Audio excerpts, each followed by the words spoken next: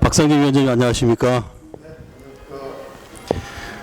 많은 사람들이 박상진 위원장님에 대해서 궁금해하는 게 굉장히 많아서 진정한 박상진이 어떤 사람이냐, 또 우리 지역사회에서 또 어떤 일을 하실 분인지를 좀 알아보기 위해서 지금부터 한번 여러 차례를 나눠서 대화를 한번 해볼까 합니다. 괜찮으시죠? 네. 그럼 이제 오늘 첫 시간인데 오늘 이제 제가 듣기로는 고향이 고성 천진이라고 얘기를 들었습니다. 그래서 지금 첫 번째 영상도 우리 고성 천진 해변에 와가지고 카페에 와서 지금 촬영을 하는데요.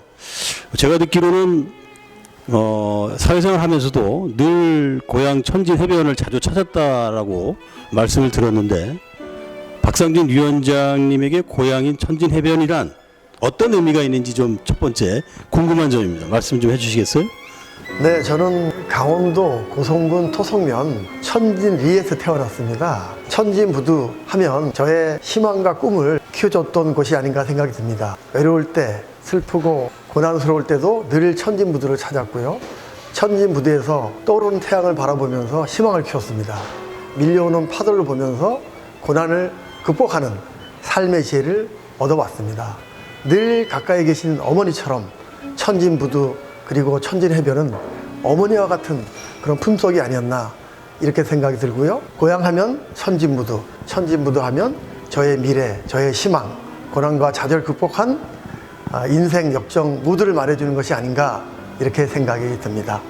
아, 그렇군요.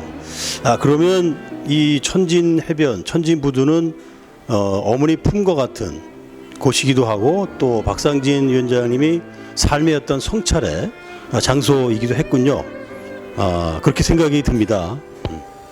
네, 다음은 우리 위원장님께서 고향에서 어린 시절을 보내고 일찍이 고등학교 졸업하고 이후에 도시로 나가서 아주 많은 배움도 많이 가지셨고 또 사회적인 역할을 크게 하시다가 다시 고향으로 3년 전인가 4년 전에 돌아오셨다고 얘기를 들었습니다. 박상진 위원장님이 걸어온 길, 어릴 적부터 지금까지 어떤 과정을 거쳐서 삶을 살아왔는지 잠깐 좀 얘기를 듣고 싶고요.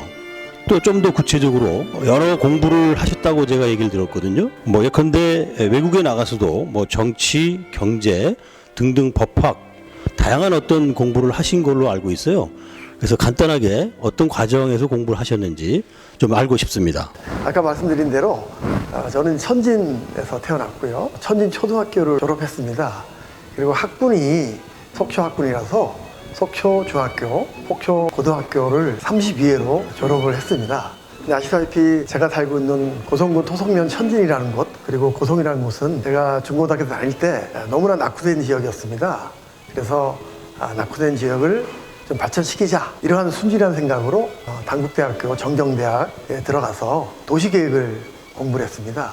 그리고 그 도시계획이 결국은 사람 사는 세상, 사람 사는 마을을 만드는데 가장 중요한 학문이 아닌가 이렇게 생각이 들어서 서울대학교 환경대학원에 가서도 도시계획을 공부를 했습니다. 이어서 도시계획이라는 것, 다시 말해서 인간이 아름다운 삶을 살 수 있는 그런 환경을 만든다는 것은 단순히 도시계획 가지고만 되는 것이 아니기 때문에 법학도 좀 해야 되겠고 그리고 경제학도 좀 해야 되겠다 이런 생각을 가지게 됐습니다. 그래서 이제 국비 유학을 가게 되었는데 그때 미국 인디아나 로스쿨 가서 도시계획법 위주로 법학을 공부를 했고요. 또 미국에 있는 뉴욕 주립대학교 대학원에 가서 경제학을 공부를 하게 됐습니다.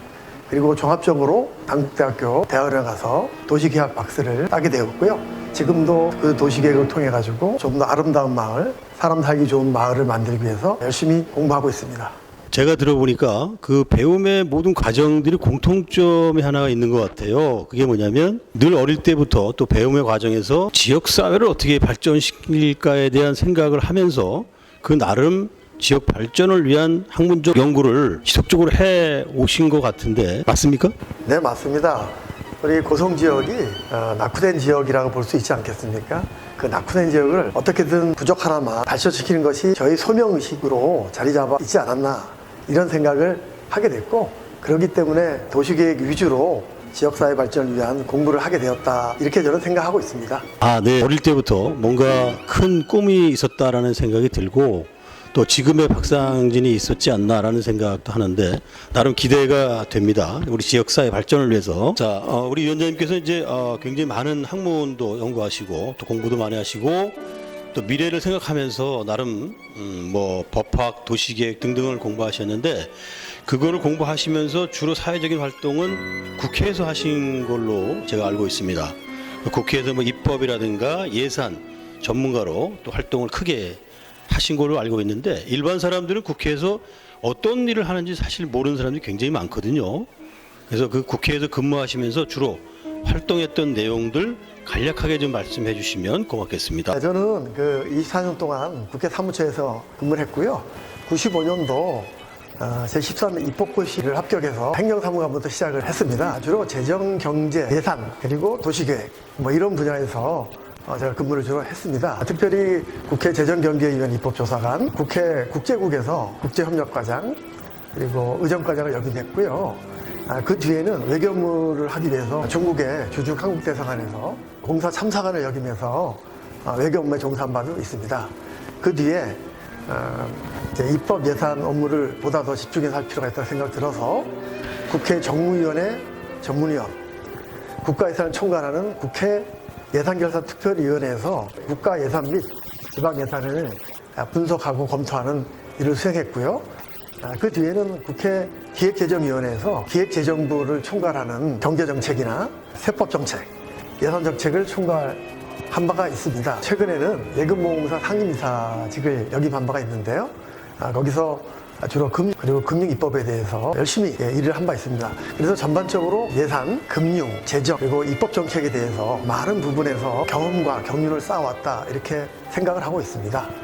그렇군요. 국회에서 그렇게 많은 일들을 하는지 사실 몰랐고 또 제가 볼 때는 정말 국민들을 위한 국가 예산을 총괄했다는 것은 굉장히 중요한 역할을 하신 걸로 생각이 됩니다. 그런데 한 가지 궁금한 게 있습니다. 국회에서 최근까지 그 차관보급 수석 전문위원 또 예금보험공사 이사직으로 계시면서 고액 연봉을 받으면서 분명히 퇴직 후에도 편안한 삶을 살아가도 될 성 싶은데 그 좋은 직장을 포기하고 몇 년 전에 고향으로 온 데는 분명히 새로운 결심과 포부가 있을 거라고 생각이 드는데 그게 뭔지가 정말 궁금하거든요.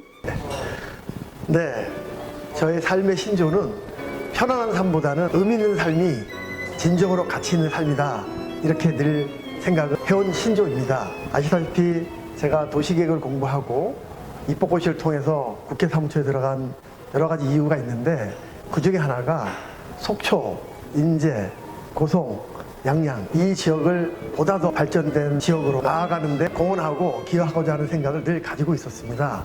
그렇기 때문에 19년 9월 1일자로 국회 사무처를 그만두고 지역에 내려와 있고요. 또한 작년 10월 4일 예금보험사 상임이사직을 그만두고 지역에 내려와서 열심히 활동을 하고 있습니다.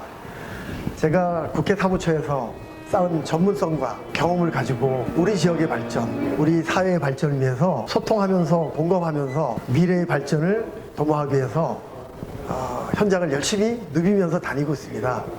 앞으로 더 열심히 해서 제가 소명의식으로 가지고 있던 지역사회 발전, 제가 늘 꿈꿔왔던 의미 있는 삶을 위해서 보다 더 현장에 깊게 들어가고 현장에 답을 찾고 제가 쌓은 전문성과 경험을 토대로 우리 지역사회 발전을 위해서 더욱더 노력해 나갈 생각을 가지고 있습니다. 네, 잘 들었습니다.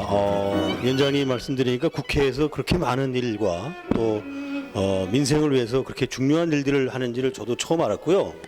결국은 국회에서 민생 입법 또 민생을 위한 예산을 전문적으로 다뤄오셨는데 그러한 것들이 지역사회에 연결될 수 있다라고 하면 앞으로 우리 속초, 고성, 인제, 양양 지역에 위원장님 같은 그런 입법, 예산, 또 정책 전문가의 역할이 정말 크게 기대가 되는데요. 지금까지는 그런 분들 잘 제가 찾아보지 못했는데 이번에 정말 박상진 위원장님이 또 그런 전문가가 이 지역에서 활동을 해주신다라고 하면 저도 개인적으로 한 주민의 입장에서 굉장히 큰 기대를 하고 싶고 또 꼭 그렇게 됐으면 좋겠다라는 생각을 합니다. 나름 기대가 되고요. 마지막으로 정말 단순하지만 유치하면서도 매우 중요한 그런 질문들을 한 가지 하면서 마무리 한번 해볼까 합니다.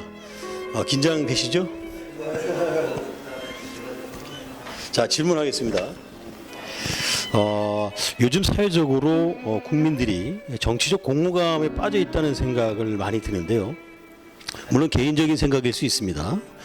근데 정치인들이 가장 소중하게 지키고 실천해야 할 일은 무엇일까요가 질문입니다. 제가 예를 세 가지 드리면 그 중에 하나 찍으시면 됩니다. 자, 1번. 현장에서 민생 현안을 찾아내고 그것을 해결하려는 입법과 예산 지원 활동을 하는 것이 정치인들의 역할이다. 그게 1번이고요. 2번. 국민과 약속한 선거 공약을 완전히 무시하고 술만 먹으러 다니는 활동. 그게 2번이고요. 3번. 우리 역사에 정말 아픈 역사이긴 하는데 군부 독재, 최근에는 검사 독재 이런 세력들과 협력하는 일, 올바른 정치인으로서 또 지역 주민들을 위한 정치 활동으로서 가장 바람직한 게 몇 번입니까? 아이고, 당연히 1번 아닙니까? 이렇게 너무 쉬운 질문을 주셔가지고 감사합니다.